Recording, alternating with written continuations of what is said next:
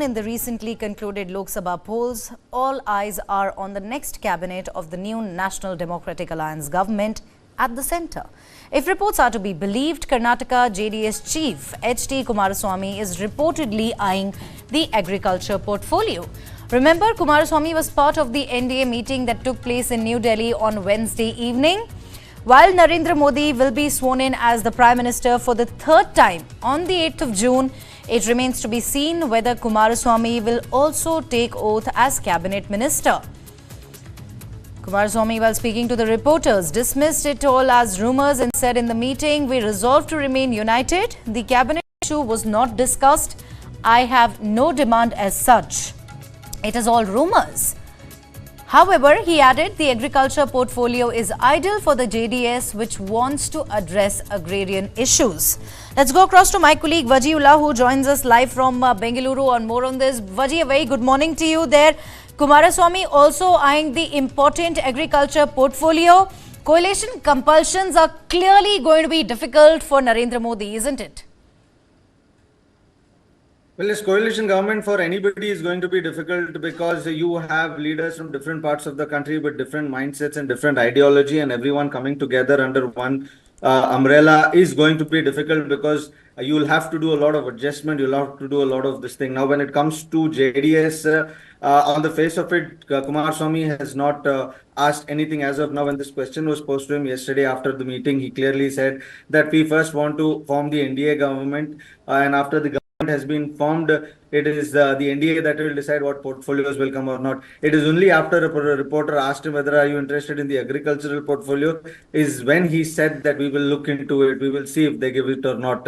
But yes, agricultural portfolio is one that the JDS will really be interested in because Kumaraswamy also is known for as a leader of farmers. The entire JDS party in the south is known for gets a lot of vote from the farming community, and they also really want as Kumaraswamy has time and again said that agrarian issues of the government of the state should be solved, and he'd also asked the Prime Minister the last time when he went that a lot of farmers are in distress in Karnataka, and that has to be resolved. The water issue, especially that Karnataka and Tamil Nadu face, is something that is something that the farmers have been waiting to resolve, and that is something Kumaraswamy wants to eye on. So these are a few things that the JDS will put forward. But when ministers in Karnataka who we spoke to and we asked him about the fact that what are you expecting from the government, keeping in mind with the elections that are over and the formation will be happening. So one of the leaders who spoke to us clearly said that the government should accommodate the JDS because at least in more than 12 Lok Sabha seats in Karnataka, the influence of JDS was there, and that is what helped the BJP get the number that they have got today, is what G.D. Devegowda of JDS had told the reporters when we met him. So the JDS really is trying to put a big game here and trying to see if they can get a good chunk from this coalition government that is going to be formed by Narendra Modi on the June 8th. Right. Thank you very much, Vaji, for joining us with all of those important insights.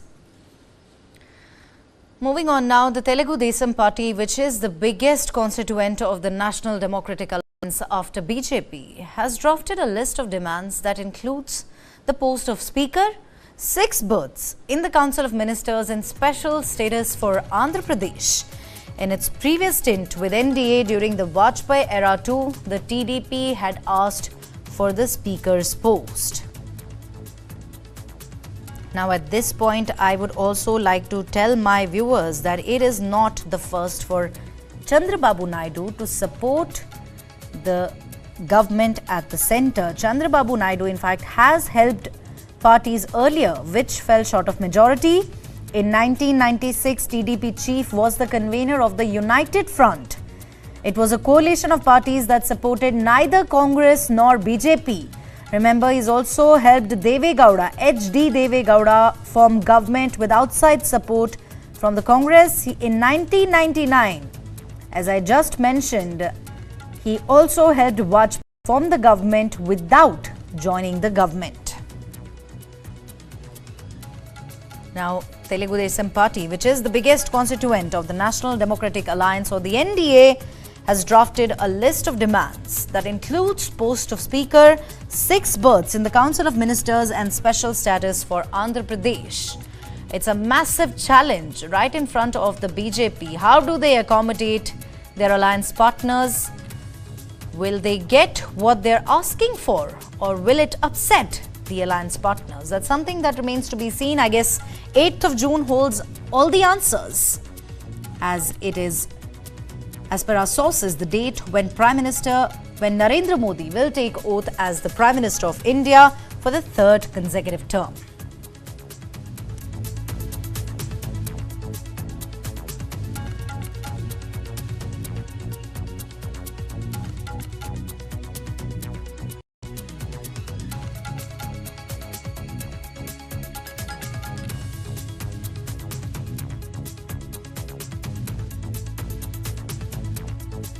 TDP, in fact, may reduce ministerial berths to 5, and there, in fact, it is asking for the post of Speaker and 6 berths in the Council of Ministers and special status for Andhra Pradesh.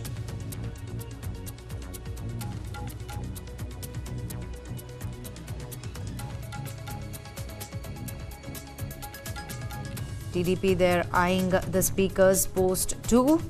It has drafted a list of demands that include the post of Speaker, 6 berths in the Council of Ministers and special status for Andhra Pradesh. Do remember that the TDP secured 16 seats in the recently concluded Lok Sabha Elections. It is the biggest constituent of the NDA after BJP.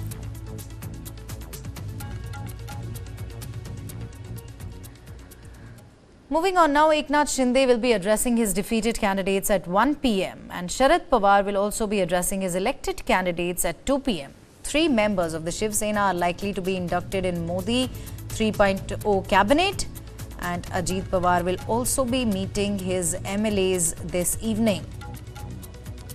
In fact, this is the latest development that's happening in Maharashtra. Do remember, yesterday Devendra Fadnavis had offered to step down from the post of Deputy CM, taking responsibility for the humiliating defeat that the BJP had to face in the recently concluded Lok Sabha elections. Now, there Eknath Shinde, the Maharashtra Chief Minister, will be addressing his defeated candidates at 1 p.m. and Sharad Pawar will be addressing his elected candidates at 2 p.m. Ajit Pawar will be also holding a meeting with his MLAs this evening. Do remember that there were a total of 4 seats Ajit Pawar's NCP was fighting on, and there, in fact, they managed to win only 1 seat. Ajit Pawar's stronghold, Baramati, there. Ajit Pawar also lost his stronghold, Baramati.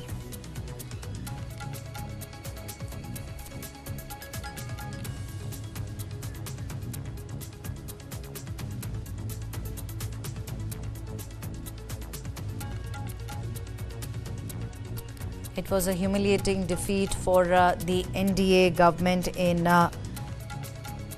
Maharashtra, and in fact, now the latest is that Eknath Shinde will be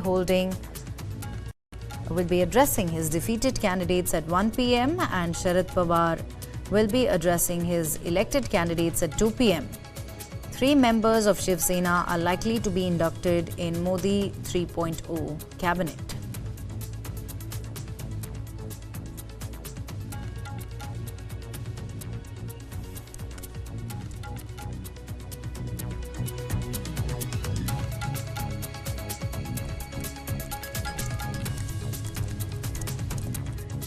Let's go across to my colleague Kiran Tare, who joins us live on more on this. Kiran, Eknath Shinde will be addressing his candidates, the ones who had to face defeat at 1 p.m, while Sharad Pawar will also be addressing his elected candidates at 2 p.m. What's the latest on this front? Neha, today is a big day for the political developments in Maharashtra. Not only Eknath Shinde and Sharad Pawar, also Ajit Pawar is also going to address his MLAs in the evening today. So what is happening that everybody is trying to deliberate and trying to discuss the reasons of the defeat or victory, whatever it is.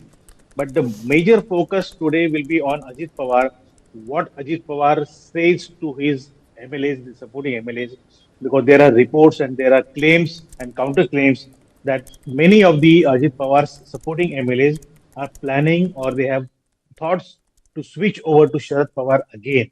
If that happens, that will be a big blow to Ajit Pawar. And I think the damage control situation has arrived, and now Ajit Pawar is trying to pass on a message that it is just a phase, it will pass on, but stay with me. But my guess here is that most of the thing will depend upon what the decision will be of the BJP in regard with Devendra Fadnavis. If Devendra Fadnavis is allowed to step down as the deputy chief minister and he is accommodated in the party organization, then there is an uncertainty over the future of this government. Ajit Pawar may follow the suit. Ajit Pawar may also step down from the government and focus on the party. Everything will be depending in that situation on what the BJP stand will be. Even there are talks that the government is unstable and there could be many more crises in the coming days. Eknath Shinde has rightly sensed what is happening in the state, and he has asked his supporters, MPs, and the candidates also to meet him today and to discuss the situation in the government as well as in the BJP. But again, as I said, the BJP's decision will be crucial at this juncture, and everything will be depending upon the fate of Devendra Fadnavis as well. Right. Thank you very much, Kiran, for joining us with all of those important insights.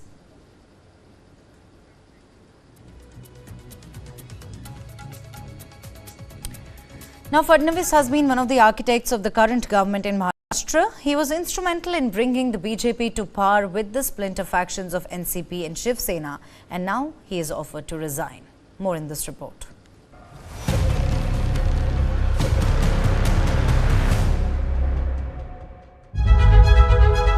Maharashtra Deputy Chief Minister Devendra Fadnavis said on June 5 that he wants to quit the government. Fadnavis said he wants to work for the party instead in the run-up to the assembly elections in September. He accepted responsibility for the party's poor show in Lok Sabha election. The BJP contested on 28 seats. It could manage to win only 9. Why does Devendra Fadnavis want to step down? News9 Plus decodes. Fadnavis has been the party's face in Maharashtra since 2014. He became the party's first chief minister in the state that year. He was in the office till 2019. The BJP won 105 out of 288 seats under his leadership in 2019. It became the only party to win more than 100 seats in 2 consecutive elections. The BJP had won 122 seats in 2014. Devendra Fadnavis's downfall began after Shiv Sena chief Uddhav Thackeray snapped ties with the BJP after the assembly elections in 2019. Thackeray joined hands with the Congress and the NCP and became chief minister. Fadnavis became the leader of the opposition. How did Devendra Fadnavis bounce back? Devendra Fadnavis returned to the center stage of Maharashtra politics in June 2022. At that time, Eknath Shinde rebelled against Uddhav Thackeray. He toppled Thackeray's government and became the chief minister. Devendra Fadnavis was not willing to work in Shinde's government. He had requested the seniors in the BJP to make him the president of the party's Maharashtra unit. His request was turned down. Prime Minister Narendra Modi asked him to join the government as deputy chief minister.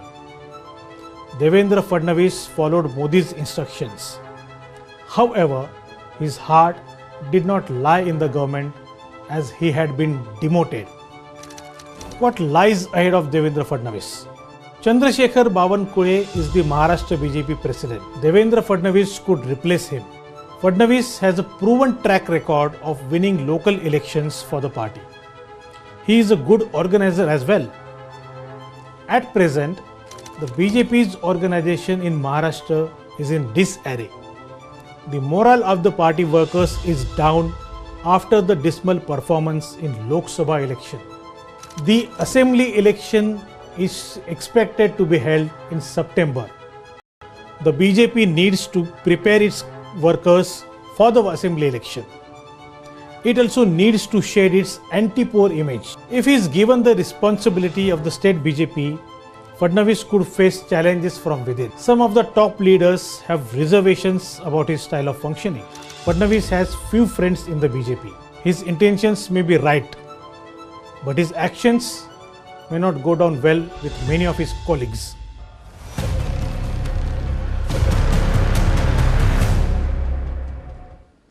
The election results have been declared for the Lok Sabha polls of 2024, wherein the MVA scored a resounding victory, winning 30 out of the 48 seats. Maharashtra, however, continues to remain charged up as the assembly elections, which are to be held on the 26th of June, approach.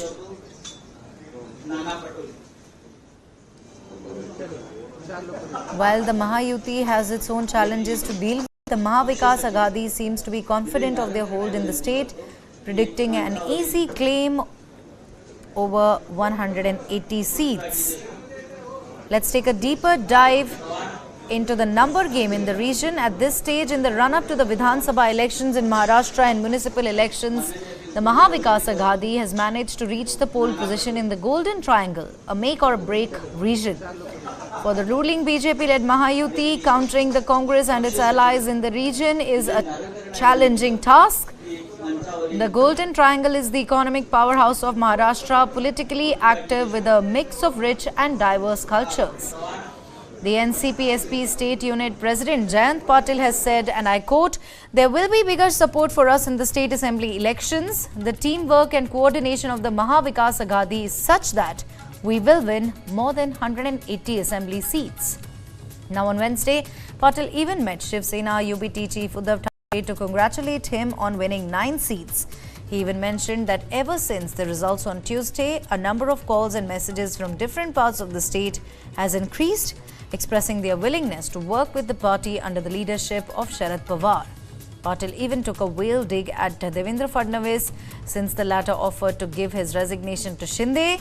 He made an implication that at this point, some leaders who had initially parted ways may want to rectify their mistakes and come back to their roots.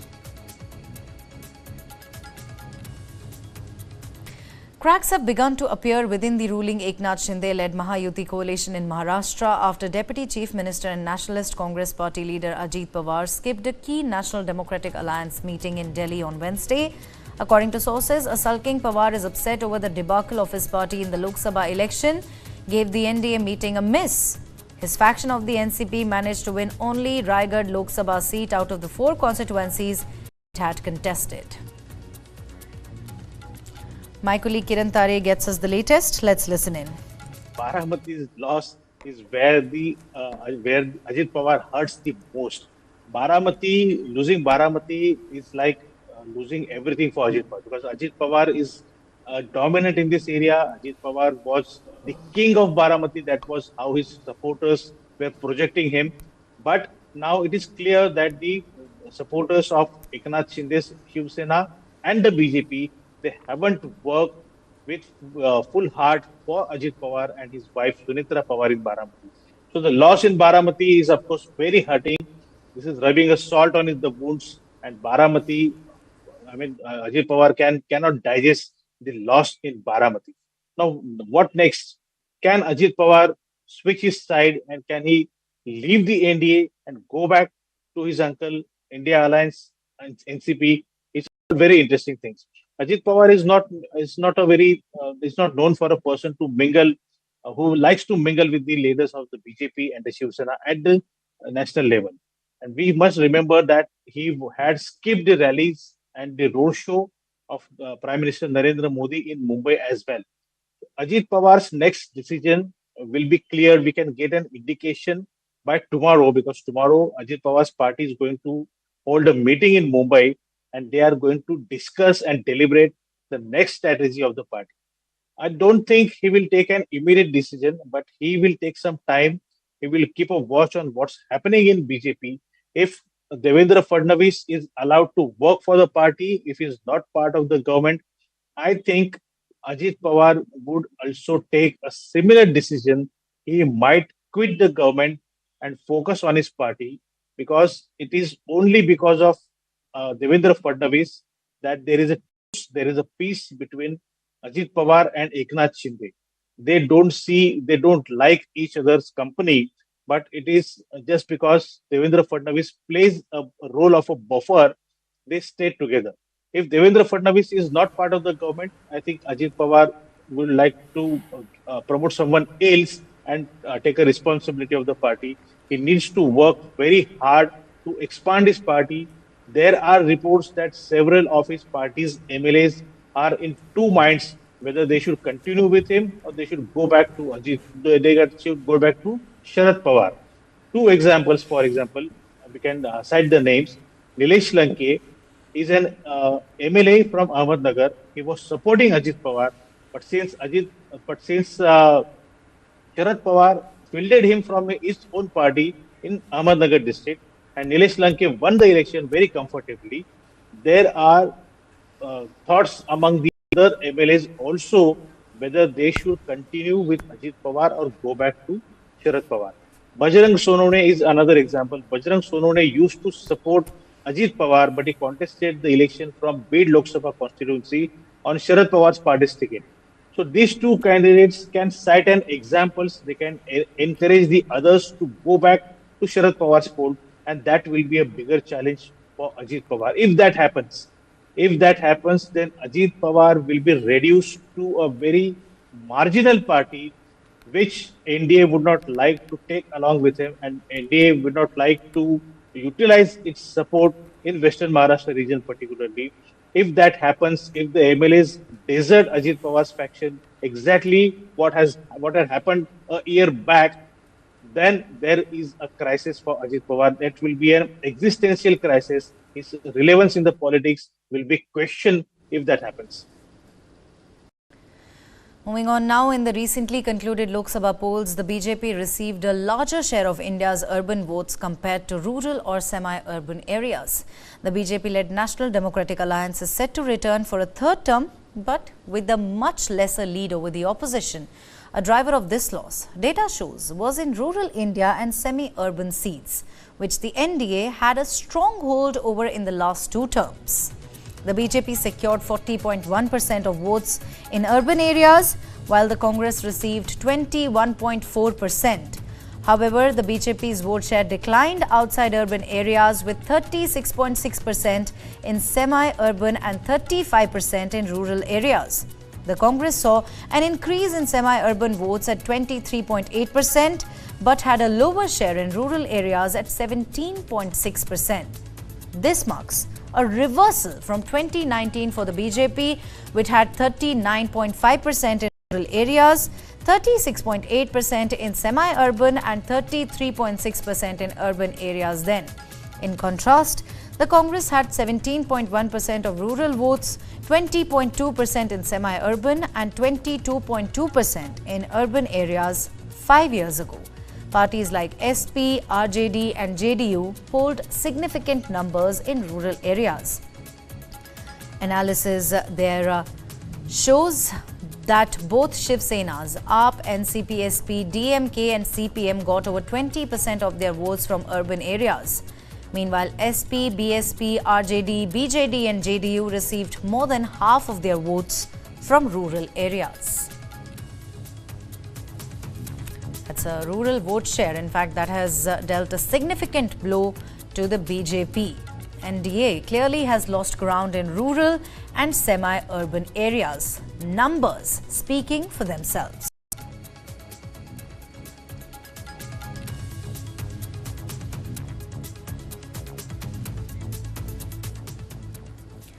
With that, it's a wrap on this edition of the Bulletin. Thank you very much for watching. News and updates continue on the other side. Stay with us.